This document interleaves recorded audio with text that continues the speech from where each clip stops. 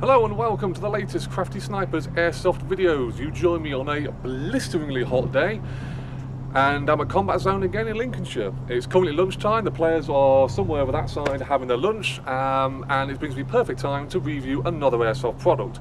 Today I'm going to be reviewing the JG Sig 552 assault rifle. Now we're going to talk about the externals, going to do some internals, and we're also going to show you how this thing actually fires, and you're going to see a very, very good rifle. I really do like this thing. Before I get started, big thanks goes out to Mr. Ian Lawrence for lending me this beloved 552. Like I say, thank you very much for showing us what this rifle is. Now, anyway, on to the externals. You have a upper and lower receiver, which is made out of metal, very, very strong metal, very, very solid. You have a plastic pistol grip, very chunky, got big hands here, and it's very easy to grab hold of.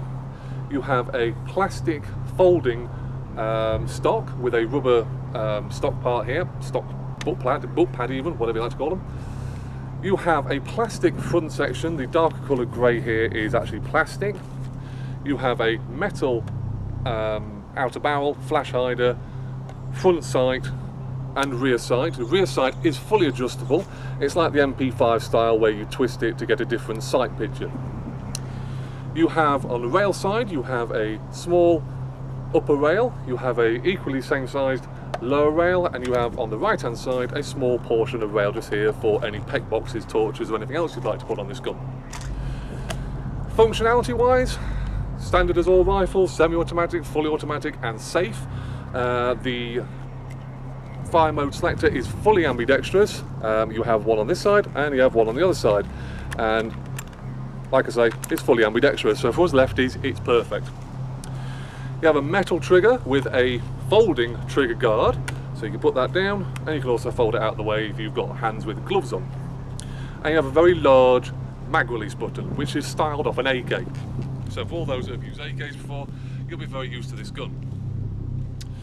Like I say, it has a folding stock. Now, why does this rifle have a folding stock? Well, if for all those who don't know the Sig family, I do believe there's the 552, which this one is. You have the 551 and the 550.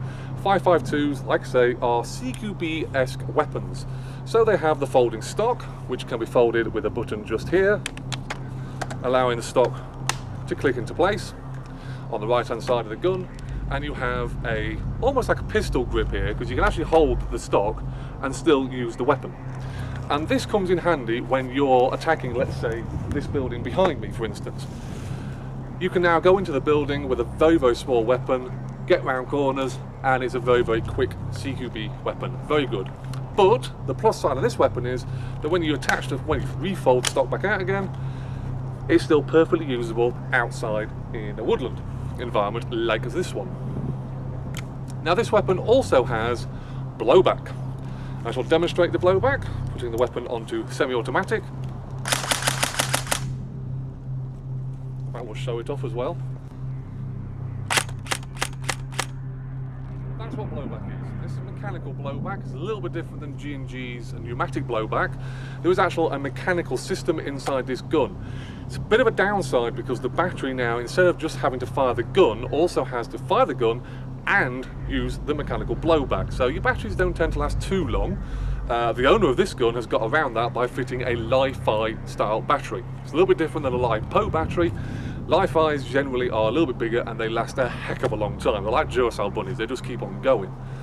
The battery in this gun is stored in here. You actually take this whole section off, revealing a small type Tamiya connector, allowing you to connect any number of batteries.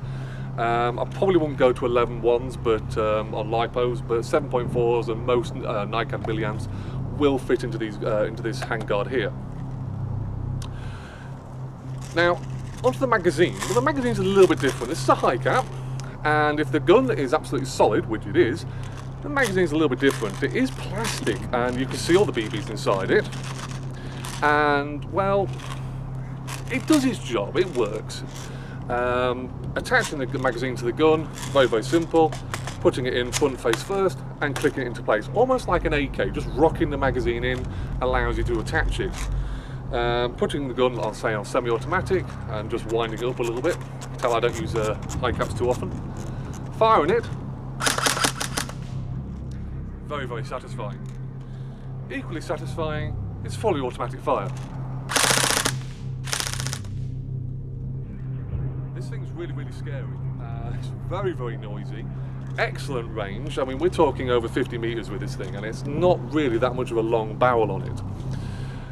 The the hop dial on this gun is actually behind a dust cover. So dust cover, you can hold it open, and there's a giant wheel in there which you can easily get your fingers in to adjust the hop. So like I say, in conclusion, this gun is actually really, really good. I'm beginning to get turned towards JG guns. Normally I'd walk away from them. This one, if all other JG guns are the same, actually is really, really good. So a big thank you goes out to Mr. Ian Lawrence for lending me this gun.